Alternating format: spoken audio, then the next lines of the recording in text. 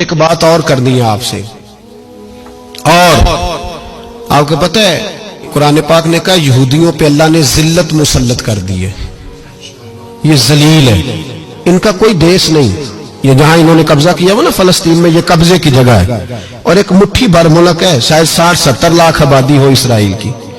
اگر امریکہ اس کی مدد نہ کرے تو اسرائیل قائم نہیں رہ سکتا، اور اس کے گرد 12-14 اسلامی ملک ہیں، جتنی اسرائیل کی کل آبادی ہے اتنے مصر کی صرف فوج ہی فوج ہے، اتنا چھوٹا ملک اور مسلمانوں کو للکارتا ہے۔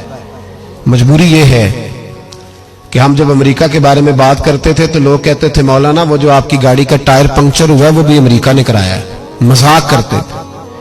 مجھے کچھ لوگ پچھلے دنوں کہنے لگے صاحب جی آپ ایسے ہی باتیں کرتے ہیں، امریکہ کا تو ہم سے پیار ہے، تو میں نے کہا بالکل ہے، اس طرح کا جس طرح کا بکرے کا کسائی کے ساتھ ہوتا ہے اور کسائی کا بکرے کے ساتھ ہوتا ہے، اسے چارہ بھی دیتا ہے، پانی بھی دیتا ہے، تعاون بھی کرتا ہے، لیکن جب وقت آتا ہے تو چھری بھی پھیرتا ہے۔ یہی پیار امریکہ کا آپ کے ساتھ، وہ زلزلوں پہ تعاون بھی کرتے ہیں اور جب وقت آتا ہے تو چھری بھی پھیرتے ہیں۔ بیت المقدس مسجد اقصی معمولی جگہ نہیں، حضور نے فرمایا 3 سفر کرو تو سمجھنا ہم عبادت کر رہے ہیں۔ کون کون سے؟ فرمایا اگر بیت اللہ جاؤ تو عبادت سمجھ کے جانا، مسجد نبوی کی طرف جاؤ تو عبادت ہے، اور مسجد اقصی کی طرف جاؤ تو یہ بھی عبادت ہے۔ اور فرمایا مسجد اقصی میں جس نے ایک نماز پڑھی اسے 25,000 نمازوں کا ثواب ملے گا۔ اور میرے رسول پاک نے یہ وہ مسجد ہے جس کے ساتھ معراج شریف جڑا ہوا ہے۔ قرآن پاک نے کہا کہ اس مسجد میں سبحان الذی اسری بعبدہ لیلا من المسجد الحرام الی المسجد الاقصی۔ مسلمانوں قرآن کہتا ہے کہ تمہارے معراج کی شان رسول پاک کی مسجد اقصی سے جڑی ہے۔ جس محبوب کو رب معراج کرائے تو مسجد اقصی میں لا کے کرائے، وہ جگہ معمولی جگہ ہے، وہ معمولی جگہ ہے مسجد اقصی۔ نبی پاک نے وہاں نبیوں کی امامت کرائی، 17 مہینے اس مسجد کی طرف منہ کر کے تیرے اور میرے رسول نے نمازیں پڑھی۔ چھوٹی جگہ ہے اور پوری دنیا کا مسلمان اسے چاہیے شرم سے گڑ جائے۔ ایک امریکہ کا صدر بول کے کہتا ہے کہ اسرائیل کو اجازت ہے اسے دارالحکومت بنائے، اور مسلمان حکمران بیان دے رہے ہیں ظالموں لٹیروں، تم اپنی سیاستیں چمکانے کے لیے پہلے ایک دوسرے کو گالیاں دیتے ہو، پھر اکٹھے بیٹھ جاتے ہو نمبرنگ کرنے کے لیے۔ تم دین کے اس مسئلے میں سارے اکٹھے کیوں نہیں بیٹھے؟ سارے پاکستان کے سیاستدانوں کو، علماء اور مشائخ کو چاہیے تھا ایک پیج پہ اکٹھے ہوتے، اکٹھے بیٹھ کے ایک بیان ہی دے دیتے، ایک بات ہی کر دیتے۔ پھر میرا سلوٹ ہے ترکی کے صدر کو، پھر میرا سلوٹ ہے ترکی کے صدر کو۔ اس نے بہت عرصہ پہلے کہا تھا مسجد اقصی میری خواب میں آئی تھی اور رو کے کہتی تھی آئے مجھے کوئی صلاح الدین ایوبی کا ماننے والا، کوئی آئے مجھے بچائے۔ کہتے میری خواب میں آئی تھی اور روتی تھی، کہتی تھی کوئی آئے۔ اور ایک شاعر نے کہا مسجد اقصی نبی پاک کو بھی بلاتی ہے، کہتی ہے ایک بار پھر طیبہ فلسطین میں آ، راستہ دیکھتی ہے پھر مسجد اقصی تیرا، ایک بار پھر سے طیبہ سے فلسطین میں آ، راستہ دیکھتی ہے پھر مسجد اقصی تیرا۔ کوئی بول رہا ہے نہیں اتنا مقدس مقام، چھوٹے چھوٹے بیان، اور کہیں اکٹھے ہو جاؤ، میں بتاتا ہوں تمہیں مسئلے کا حل کیا ہے، میں بتاتا ہوں۔ 2 کام کرو، ایک کام وہ کرو جو حضرت سلمان فارسی نے کیا تھا، سنو حل سنو مسئلے کا، میں چھوٹا آدمی ہوں پر حل سنو مسئلے کا۔ زندگی میں ایک کام مسلمان کر لے، جٹ بن کے، بٹ بن کے، رائی بن کے، پاکستانی، مصری، سعودی بن کے بڑا جی لیا۔ ایک کام وہ کرے جو حضرت سلمان نے کیا تھا۔ جب ایک کافر نے پوچھا آپ کا نام کیا ہے تو فرمایا میرا نام اسلام ہے۔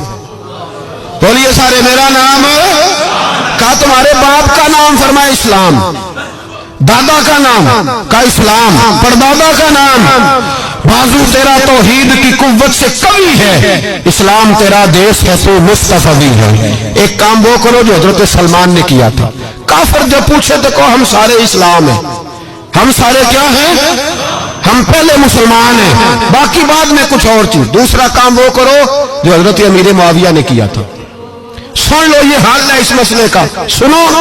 حضرت مولا علی شیر خدا رضی اللہ تعالیٰ عنہ اور جناب امیر معاویہ کی جنگ ہو رہی تھی، لڑائیاں ہو رہی تھی، اختلافات تھے، فوجیں بیٹھی تھی، حضرت مولا علی اور جناب امیر معاویہ کی جنگ ہو رہی تھی تو روم کے بادشاہ نے، عیسائی بادشاہ نے حضرت علی کو خط لکھا کہ میں تیرے اوپر حملہ کرنے والا ہوں.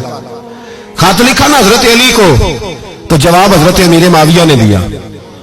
چاہیے تھا نا مولا علی جواب دیتے، حضرت امیر معاویہ بولے اور بول کے کہنے لگے، اور روم کے کتے ہم گھر میں جتنا مرضی لڑے، یہ نہ سمجھنا تو علی پہ حملہ کرے گا تو میں تماشا دیکھوں گا. فرمایا تو علی پہ حملہ کر تو صحیح، علی سپہ سالار ہوگا اور امیر معاویہ اس کا سپاہی ہوگا.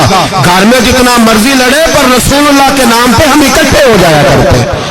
یہ رسول اللہ کا دین ہے، اس پہ ہم اکٹھے ہیں، یکجان ہیں. فرمایا علی سپہ سالار ہوگا اور امیر معاویہ سپاہی ہوگا، اکٹھے نکلیں گے اور کفر کو بتائیں گے کہ اگر تم مسلمانوں کی طرف دیکھو گے پھر ہم یکجان ہیں، پھر ہم بولیے پھر ہم گنبد خضرا کے سائے تلے ایک ہیں، ایک ہیں، ایک تھے اور ایک رہیں گے. اس لیے یہ دو کام اگر مسلمان کریں، دو کام ٹھیک ہے، اختلاف ہو گئے، بڑا کچھ ہو گیا، لیکن ان سے کہیں کہ جب تم آؤ گے تو پھر ہمیں علیحدہ علیحدہ نہیں پاؤ گے، پھر ہمیں تم اکٹھے پاؤ گے، اکٹھے میدان میں نکلیں گے. اور کوئی اتنی لمبی چوڑی بات نہیں، میں کیا کروں، میرا تو آئیڈیل بنتا جا رہا ہے طیب اردگان.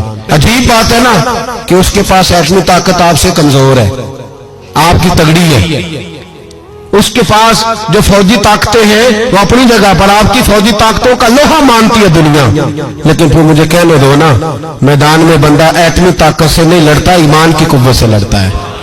اور بول اٹھا ہے نا، کیا کر لیا اس نے اپنی پارلیمنٹ سے خطاب کیا ہے، مطالبہ ہے، علماء سے گزارش ہے، مشائخ سے گزارش ہے، ہر مکتبہ فکر کے آدمی سے گزارش ہے، علماء اور سیاستدانوں سے اپیل ہے کہ پارلیمنٹ کا مشترکہ اجلاس بلائیں، مشترکہ، اس میں ہر سیاسی جماعت کا لیڈر بیٹھے اور اکٹھے بیٹھ کے ان کو یہ میسج دیں کہ بازو تیرا توحید کی قوت سے قوی ہے، اسلام تیرا دیش ہے، تو مصطفی. اور ان کو بتائیں کہ ہزاروں قومیں وجود میں آئیں، دہر میں خشک و تر کے رشتے سے ہم نے بنیاد دوستی رکھی، یاد خیر البشر کے رشتے